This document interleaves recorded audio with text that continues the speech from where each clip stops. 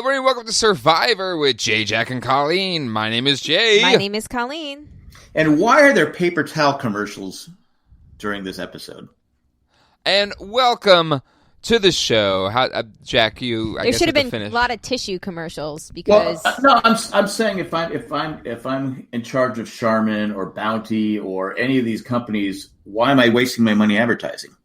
That's true. Because we were at Target today. There was nothing on the shelf. So obviously you're advertising to separate yourself from the other competitors, right? Mm-hmm. Mm-hmm. Well, I don't need to see the guy that steps on his kid's Lego and doesn't turn around and yell at the kid. Were you triggered? Were you a little bit triggered tonight, Jack? And his wife's wearing a white outfit with a green drinks going towards her. So anyway.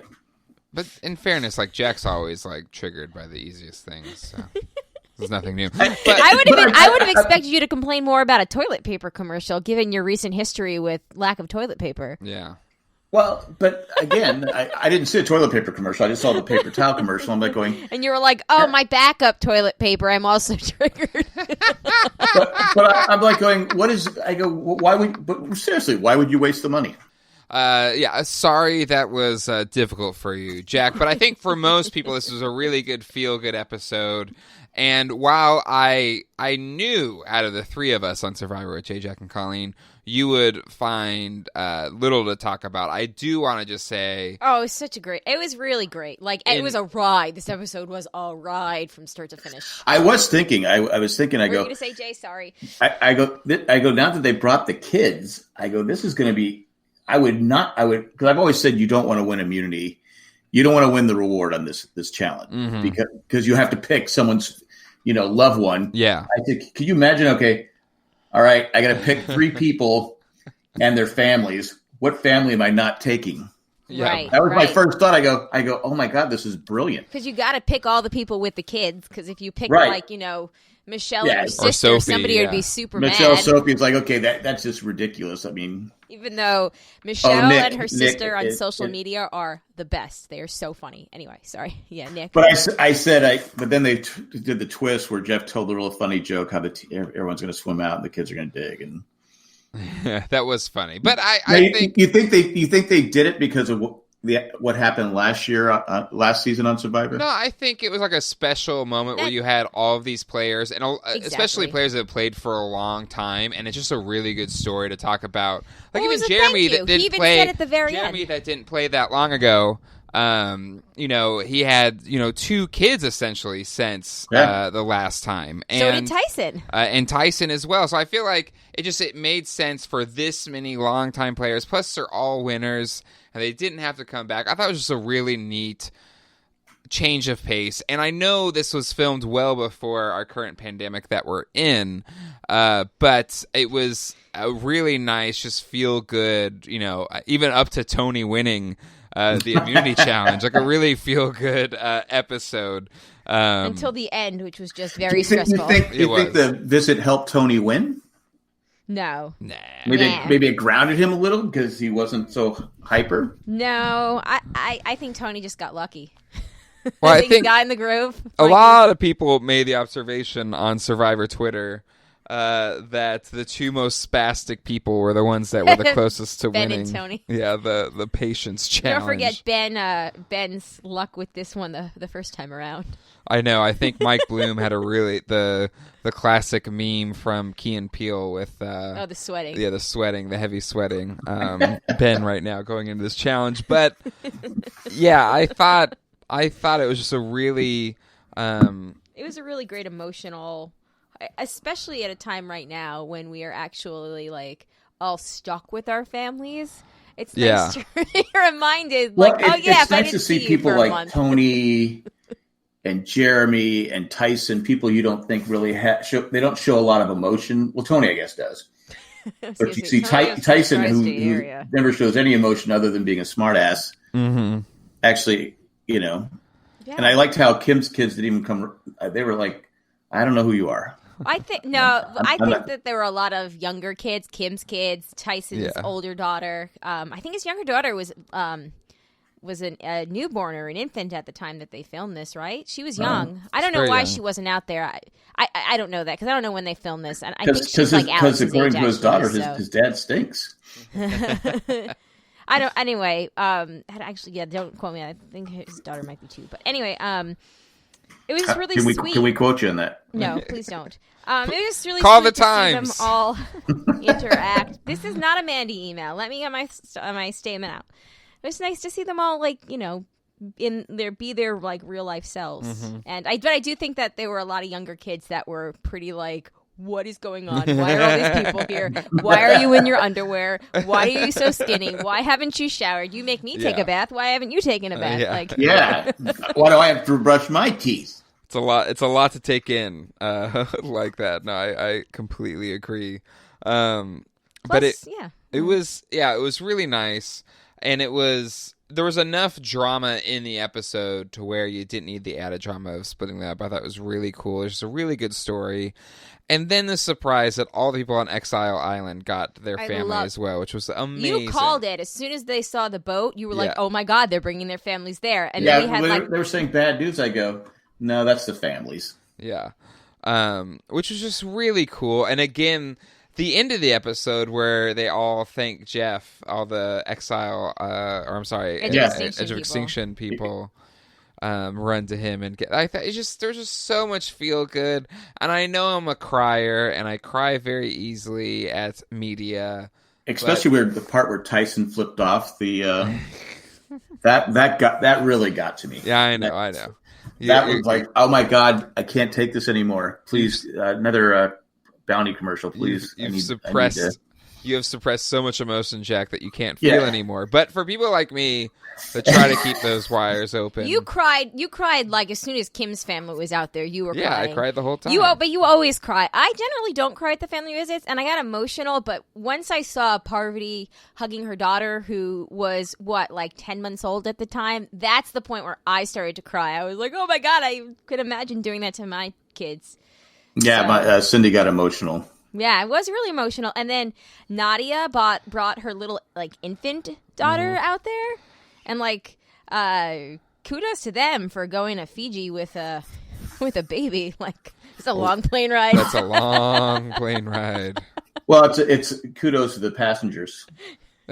Well, it's all if it's Survivor all just people. Their family, then kudos Fiji Airlines for flying them all out. Actually, the real heroes of the story isn't Fiji Airlines; it's Fiji Airlines flight attendants because they had to deal with a lot. But then it was just really cool to kind of see them, like the little kids. I think it was Tyson's girl was like wearing the buff and everything, and they're out in the water. Just playing. Oh, I in the loved sea. those scenes. I love the scenes of the kids It was all really playing. cool. And that's memories that they're going to have for forever. Absolutely. And, it was I know it's a game. We all tune in to watch the game every week. But it was nice to be... It's a war.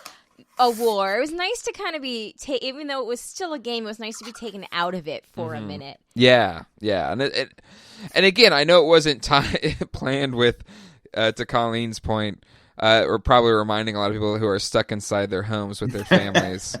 I see my kids every day. Every day.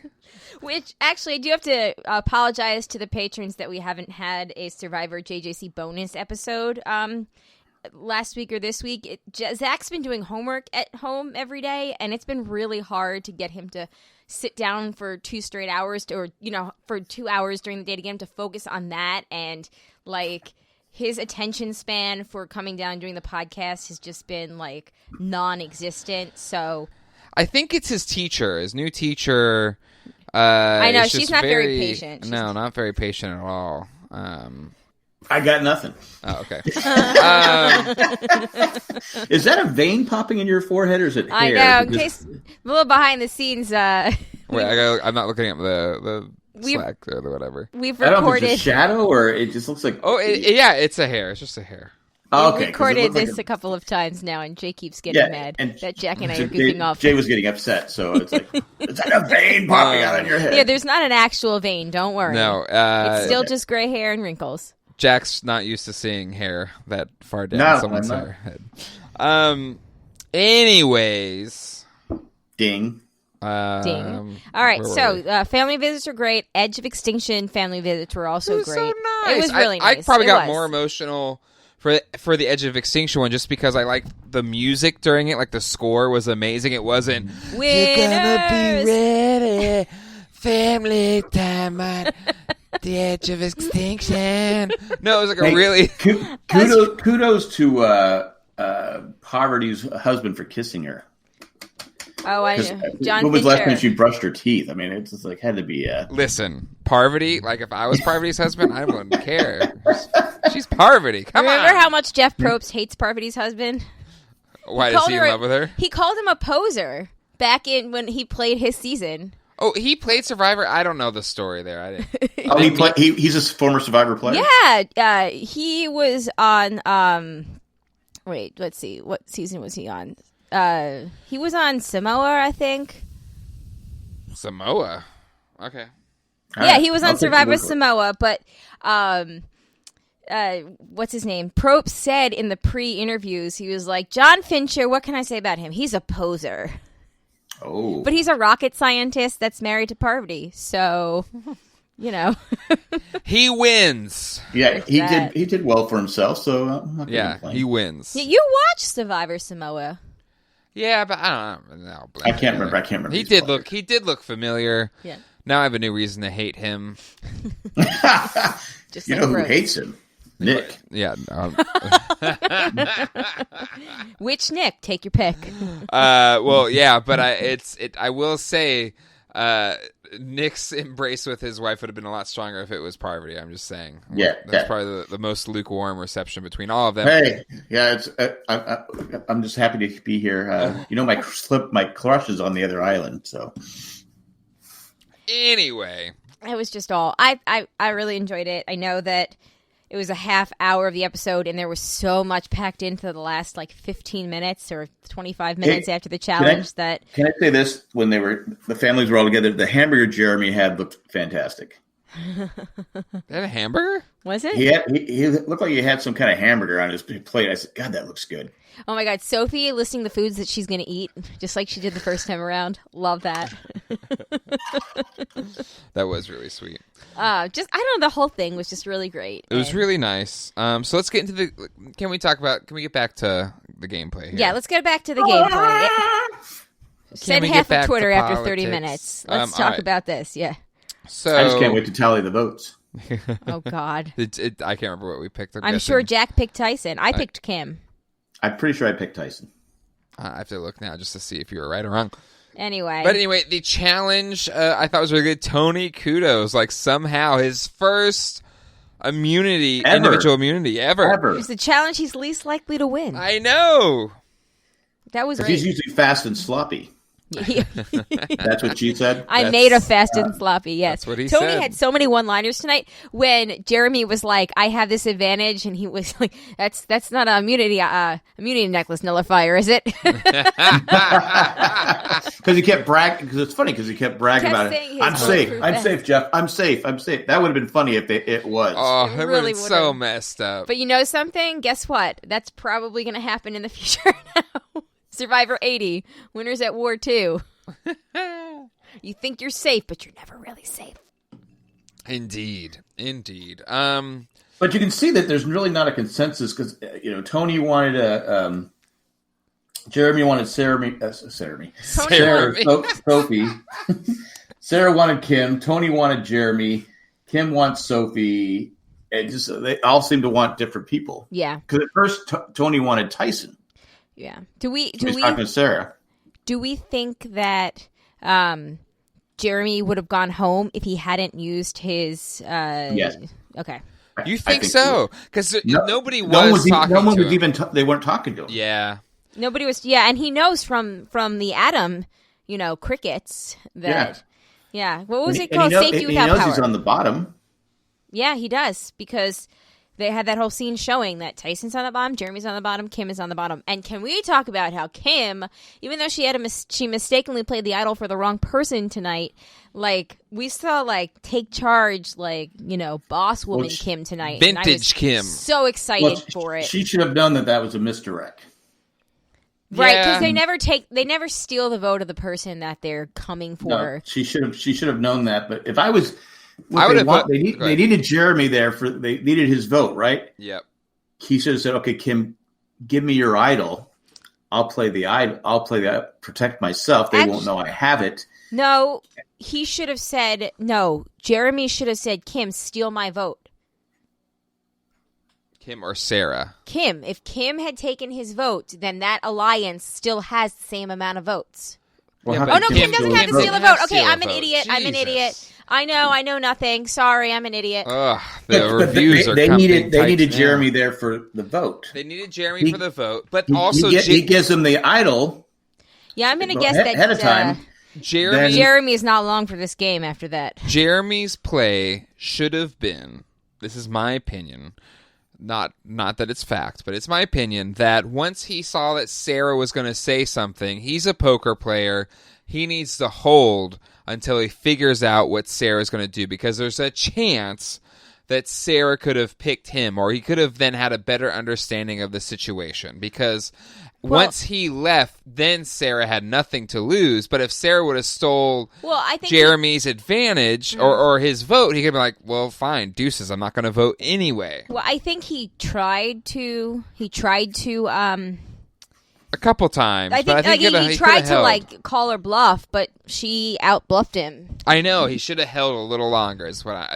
If I could criticize him for anything, it was that. But if I'm Jeremy, before I get to camp, they even come to this, look, you need my vote. I go, he goes, I'm on the bottom. I give me your idol, and I'll play the idol. They won't know. The votes will go my way, and boom, I'll still be there. Mm-hmm. But if you're not going to give it to me, I have to protect myself, because I'm probably going to be the one that goes home. Right, and I wonder if Kim would have. I think that Kim knew that they were going to vote for Jeremy, and that's why she was counting on playing the idol for him. Because she said at one point, I know who they're going to vote for. And I think that she knew that the votes were on Jeremy, and then she had to take a step back and try to read the room. But, Sophie and Sarah, they're really excellent at, poker faces in general. I think that she probably would have had a better chance maybe staring at Tony, because Tony generally wears his hearts on his sleeve, but yeah. But that's why you work it out ahead of time. Where Jeremy has the idol, they don't know it. Right. And they give 5 votes for Jeremy. Right, but in a game that's so fluid, if she tells. Did Jeremy know she had the idol? Yes, he did. No, I don't think. Was he in that conversation? I thought he was in that conversation, wasn't he? I thought so too. Well, Tyson knew, and he goes, so he could have said, "Well, the only way Jeremy says, if someone has an idol, you give me the idol, I'll stay, and I won't walk out." Right. It's also interesting strategy wise that they went after Tyson, just the way the groups fell, because Tyson probably wasn't winning the game. I could see Tyson didn't have allies except for them. I could see him being he pointed out, we're 3 people that they want gone. Nobody likes us. We've got to stick together. So they're kind of all the old school players are on the jury. Well, right. The old school players are on the jury. No, but I don't think Tyson is making it to the end regardless with 10 people left, 11 people left, 10 people left. How many were there left? 10. Right? 9? Jack had it right, I think, last week when he said that they need to send Tyson there to keep Rob from coming back. Right? And I think that's where it makes sense to get rid of Tyson. He's the strongest competitor.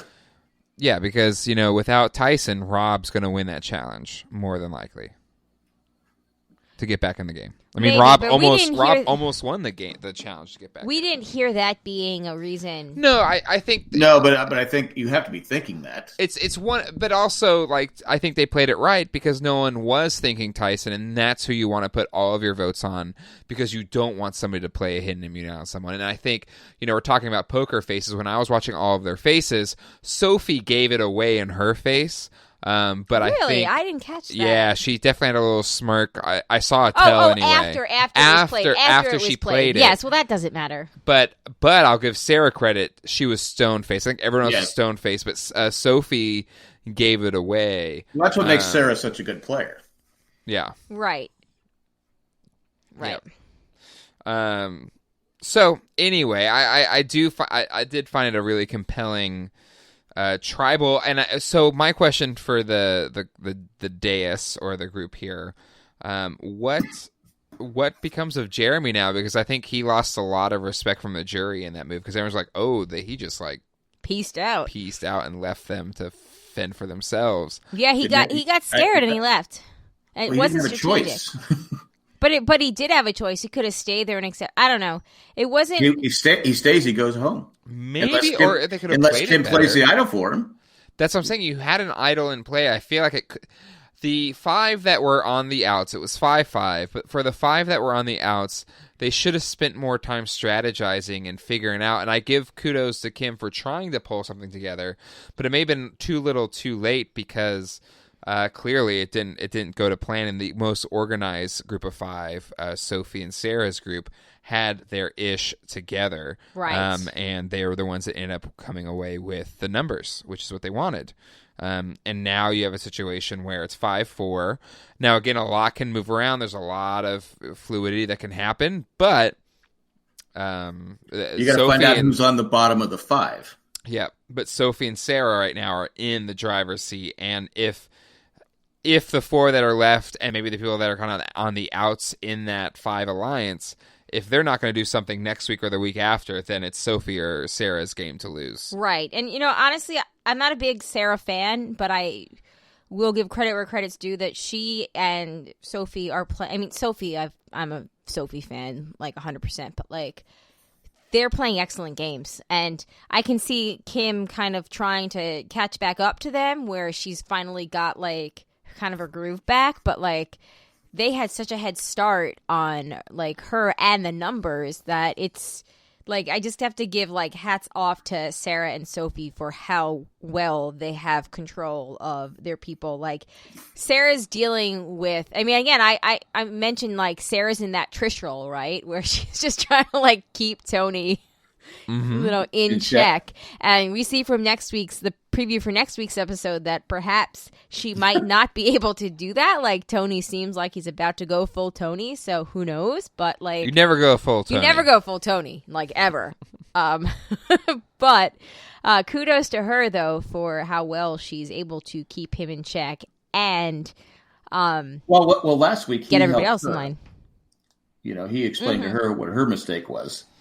I do think there's a genuine alliance between the two of them, and that's where I think they're it might. Friends in real life too. The preview might be a bit of a misdirect, possibly. Hopefully, because I'm sure out of the what is it usually 3 days? So, what is that? Right, that could happen on day 26, and this was like, by day 28. But I mean, saying like one episode covers, 64 hours or whatever? Like it's 3 days, yeah. 3 days. So out of that, I'm sure there's at least 24 hours of Tony losing his ish, and they're just deciding what to show. So I'm sure at any time, any moment, any episode.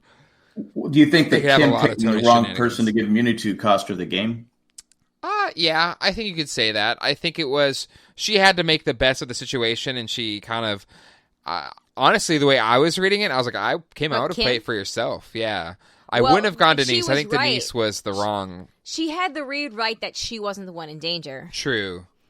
Because I was at one point freaking out. I was like, no, we cannot have Kim and Sandra both idle themselves out in one season. My heart can't take it, especially after my heart was just so full with watching children playing in the sand and water. When they said Denise, Jeremy had left, I said, it's got to be Tyson. It's got to be Tyson. Like, good for you, because I did not expect Tyson either.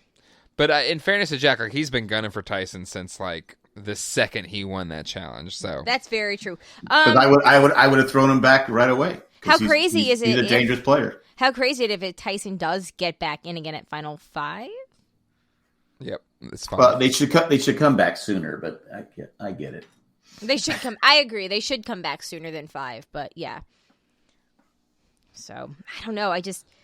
There was a lot. I'm like in an episode that was, heavily played with advantages and idols. I'm glad that the person that went home at least had a clear majority of votes on them.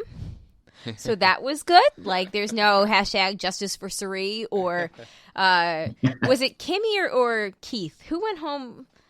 It was Kim. Kimmy went home on the the Game Changers episode, or the Second Chances episode, where they had all the idol play again. I thought that was Samoa with Poverty's boyfriend, husband. He's a poser.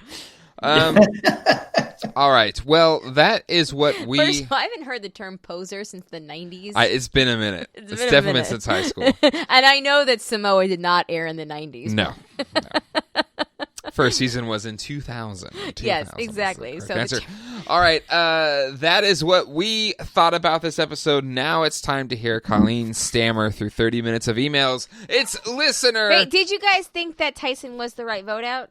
Yeah. Yes. I think we kind of covered that, but yeah, definitely. I think, either him or Kim. Yep. Because I agree. I would want to go to the finals with either one of them. I would not want to go to the finals with either one of them as well. Indeed. All right. It is now time for listener feedback. But before we do that, we're going to take a quick commercial break. Here we go.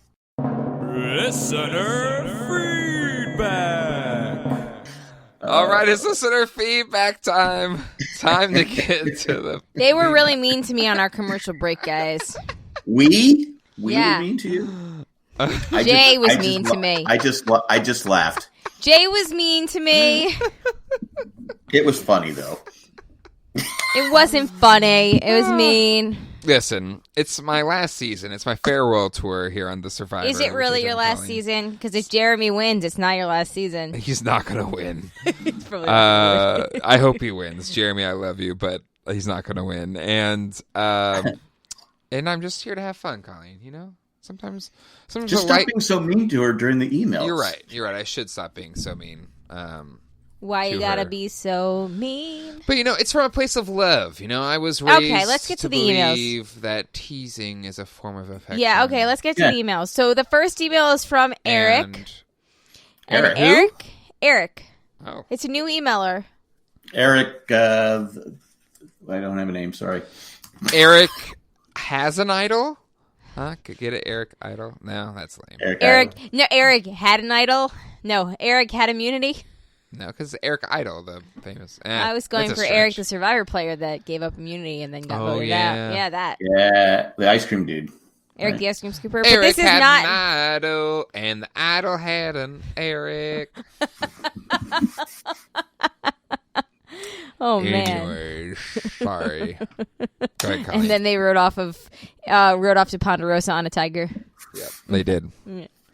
Anyway, Eric says, there may have been some confusion over the 50-50 coin toss last week. The note says, quote, flip it one time at any tribal council, and the last time can be used when there are 7 players left. And he included a picture of the screen cap that we see from it, and it says, it is a 50-50 coin. This advantage allows you to flip it one time in any tribal council. If it lands, so I was right. If it lands on safe, you have immunity for that tribal council. If it lands on not safe, you do not have immunity.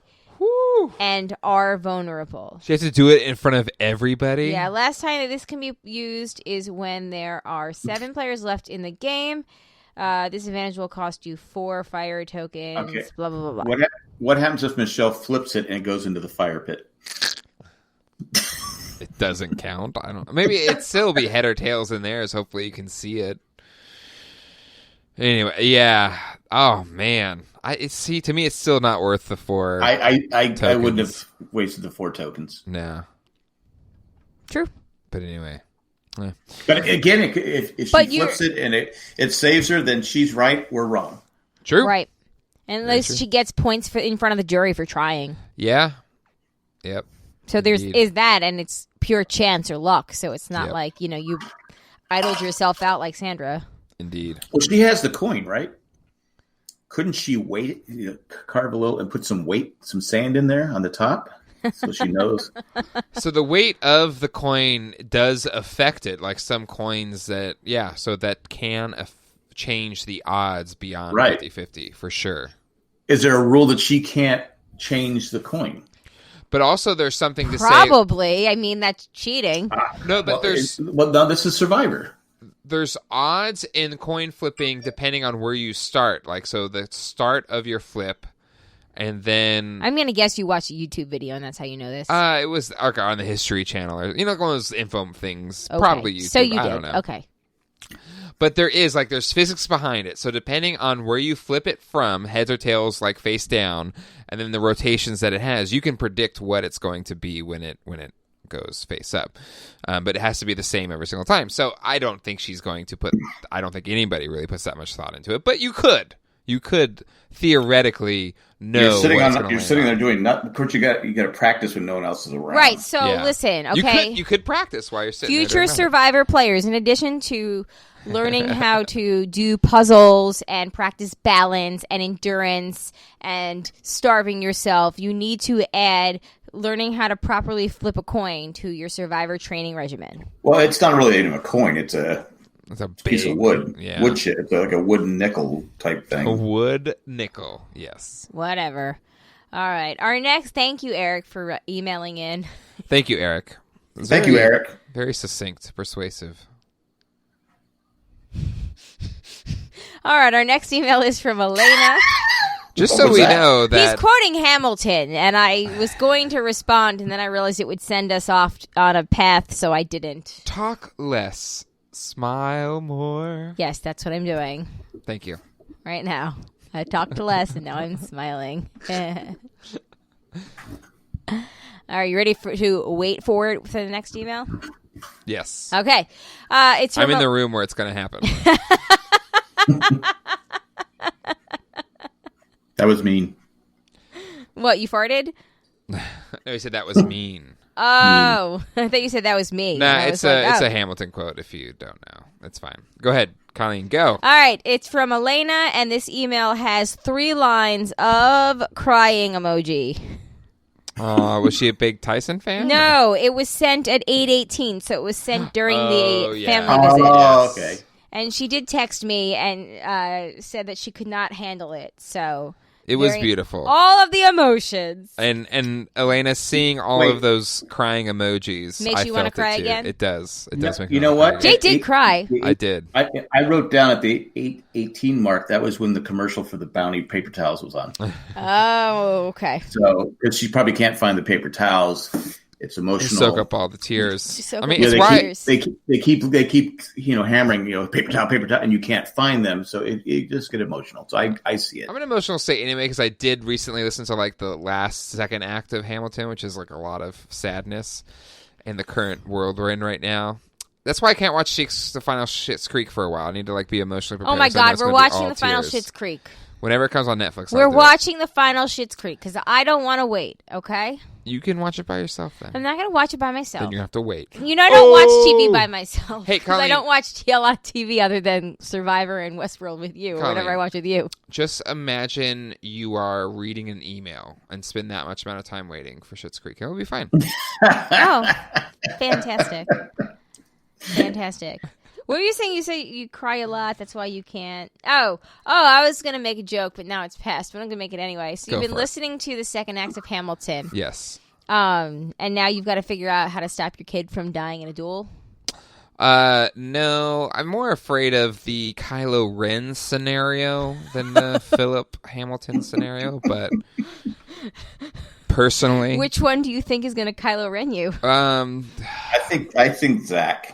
I think either could pull a Kylo Ren. I think Alex could pull a Kylo Ren really. Alex has a mean streak to him, too. He does. He has that sinister look like he's a little Mr. Innocent, but he's not. Okay, well, Alex and I were... So Zachary and Alex have been playing like Ghostbusters with the figures lately. And yesterday, Zach and Jay went downstairs to build the Lego pirate ship thing they're doing. So Alex and I were upstairs, and I was like, I could play instead of Daddy. So I started to play with him, and he's the Stay Puft Marshmallow Man. I'm the Ghostbuster, and he's like trying to, attack me. And he looks me dead in the eyes, and he goes, "Mommy, cry."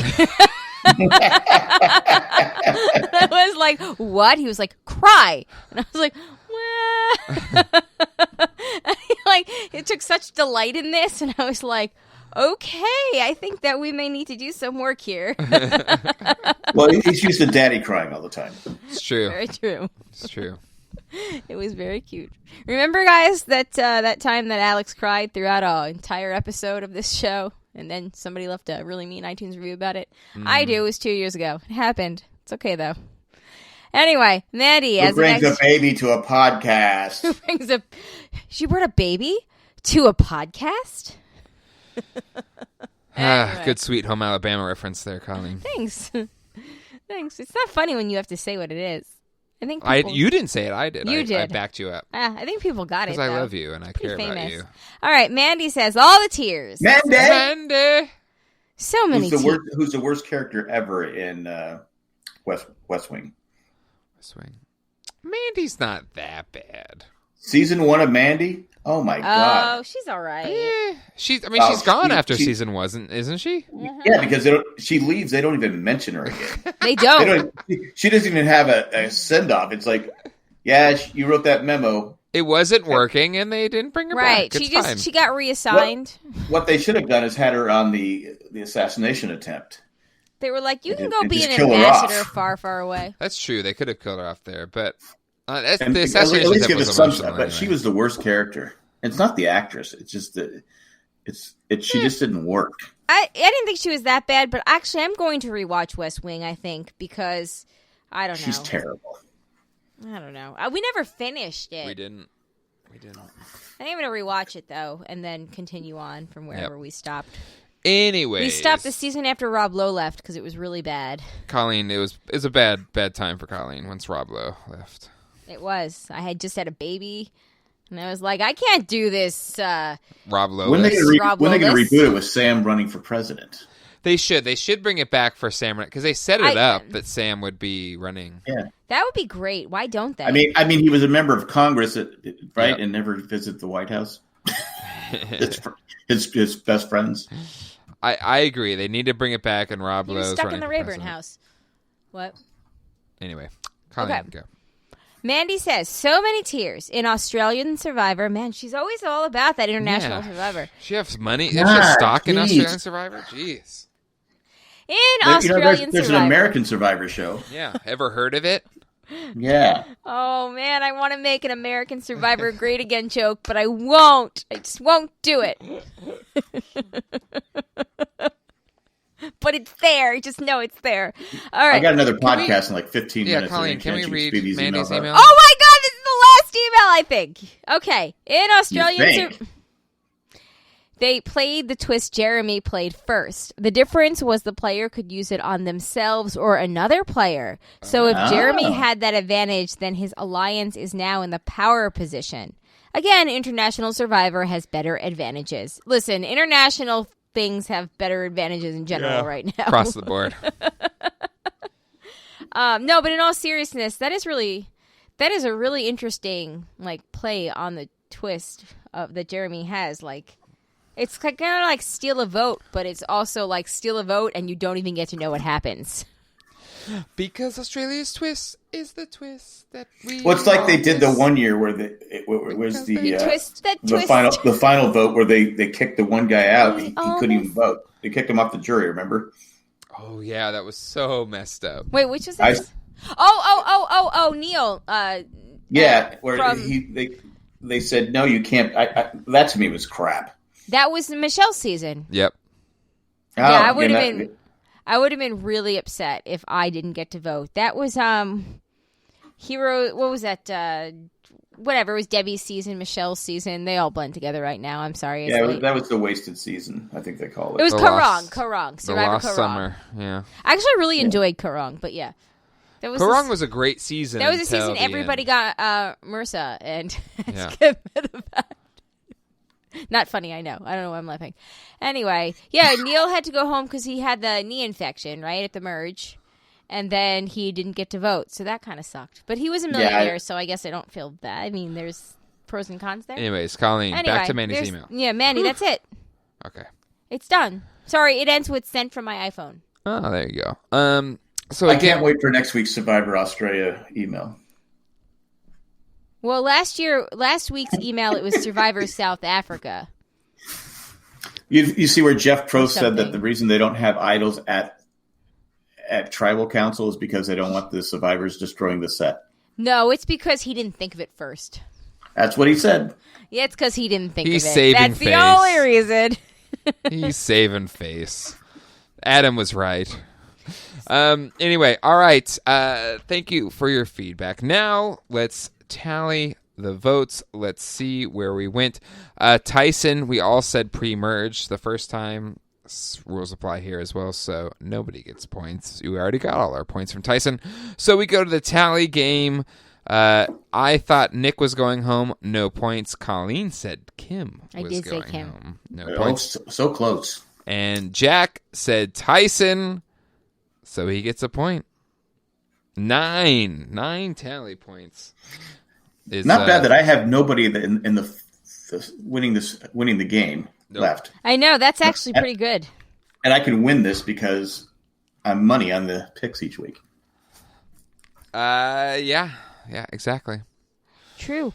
So, but you're not within a statistical advantage that we could pull it off because Colleen and I can still get 5 points because Colleen still has Denise in and I still have Sophie in. And she has Tony in final 3, which could happen. At this point, Colleen's I don't know how. preseason pick. Look, of if Tony makes it to final 3, I'm going to lose my mind because this should not have happened at any point. Because his name doesn't even come up. But I gotta feel obviously today it couldn't come up. But I'm just like, I gotta feel like there's a chance. I don't know. I think there's a chance Tony's days are numbered. Yeah, absolutely. But honestly, unless Sarah keeps him around to take him to the final 3, thinking that he can't win, and then Sarah gets knocked out at 4, like in the fire making challenge or something. I think right now, I would definitely keep Michelle. I don't think she can win, but I think that Michelle has a great chance. Michelle is. Yeah, she has a lot of relationships. We didn't see much about Michelle tonight, though, which actually really kind of brings it down a bit. I mean, the people that we saw tonight, as we're getting closer to the end, and our good friend of the pod, Mike Bloom, had a piece on Survivor, Parade.com, rather. Sorry. That the 3-hour finale of Survivor will be airing on Wednesday, May 13th, and it will be a reunion via Zoom. So I guess that's exciting. The network also announced that the penultimate episode, airing May 6th, will be a special 2-hour episode. So let's assume that's a double elimination. But as we get closer and closer to the end, we're in the end game now, as they say. Mm-hmm. Who had a lot of screen time tonight? We had Kim's story ramp up out of nowhere. Yep. Jeremy did. Mm-hmm. Denise was kind of in the background, but we had Sarah. Denise doesn't even get mentioned anymore. No. Other than, I mean, she went from one of the best moves in Survivor history, maybe, to nothing. I mean, she's kind of fallen off people's radar. The only time you hear from her is when someone goes to talk to her. Yeah. Yep. And it's a quick boom, or she... Which I guess is one positive that we're still seeing her, which indicates that she could go somewhat far in the game. But okay, tonight we had Sophie, Kim, Jeremy, Sarah, and Tony. Would you say that those were the big 5 tonight? Like the... you didn't get a lot of Michelle. You didn't get a lot of... Michelle. We didn't get a lot of Nick. Nope. We didn't get a lot of... Denise. We didn't get a lot of... Yeah. No, I think you had it, Colleen. So you got to think that out of this, though, one of those 5 people has to be going pretty deep, if not a lot of them, because they're the ones that we're seeing play. That's what she said. That's what she said. I've been watching a lot of The Office. Well, we are doing The Office brackets in our Facebook group. It's funny how a lot of those... I just watched some of those episodes. That's so funny. Well, a lot of them are very first half of the series specific too. Mm-hmm. But it's a good bracket. If you're in our Facebook group, facebook.com/JanJack/groups, we're doing a best of The Office brackets right now, and it's pretty fun. When we're done with this, we're going to do the Beatles, and we just finished last week Taylor Swift. So there you go. Yeah, I stayed out of that one, but I can't believe that Goodbye Michael is winning. That to me is it's a good episode, but it's a better episode. It changed the whole show for the worse. But again, that's not saying that makes that episode bad. Yeah. It does because it's Goodbye Michael. I don't want to say Goodbye Michael. Goodbye Michael. And today, your sister and I, my daughter and I were watching the Scott's Tots. God, this episode is so hard to watch. It's not one. Yeah, it's really tough to watch. because he thought he'd be a millionaire, and I was like, going, "Oh my god!" And then he gives him the batteries. That's one thing you all need in college. Right. Let's move on because Jack needs to be out of here in 2 minutes. Jack needs to be out of here in 2 minutes. Anyway, so I would say that those 5 of them were ramping up to have some kind of showdown, and it looks like Tony might be kicking us off with next week's. All right. Well, with that knowledge, what are we? Who's going home next week? Week 11, I think, or episode 11. Yeah, this is week 10. So Colleen's up first. Well, I have a policy of not putting any votes on Tony, so I'm not going to, although I think that he might, they might be getting, the heat might be on. I'm actually I'm gonna go with, Jeremy. To me, it's between Jeremy and Kim. Kim because she's emerged as a clear leader, and Jeremy because he dicked a whole lot of people over tonight. He did. So. All right, Jack, your pick. I gotta go with Kim. She's the bigger threat. She is a bigger threat. So I would definitely take her out. I'm going to go Tony, because why not? All right, those are you our picks. Shut your WHOR mouth. The problem with Tony, though, is you don't want to. You have your alliance has an advantage right now. Why would you take out Tony? I know, I agree. But unless you want to take out someone in the bottom. Unless Tony is flip-flopping doing something else, but. Yeah, I think the previews. I think frenetic Tony is just frenetic Tony, and it's going to depend on their tolerance level. Like, is he going to hit? Is he going to be like Abby Maria level, where they're going to keep her around a little bit longer? Is it going to be like Debbie level, where they're like, I can't with you? I think he has a chance at Final 3 because he is not going to win. I don't think he hasn't been in the power at all. So, anyway, that is all for this trying to be in the power episode of Survivor with Jay, Jack, and Colleen. Give us a call at 385-309-0311. Call anytime. Okay. Also, join us on our email, survivorjjc@gmail.com. Hasta luego and goodbye. Join our Facebook group at facebook.com/groups/Jay and Jack Group. And go to the office. Especially thank Tack from Tokyo, Eckhart Richter, Maggie the Magnificent, Joanne with the Plan, Ed the Creepy Mailman, Drake the Destroyer, and Greg the Gray. Thank you to all of our patrons. You can find a full list over at jayandjack.com. Woohoo! All right, that'll do it for this episode. Until next time. Hasta luego, and goodbye. Bye. Peace out. Bye.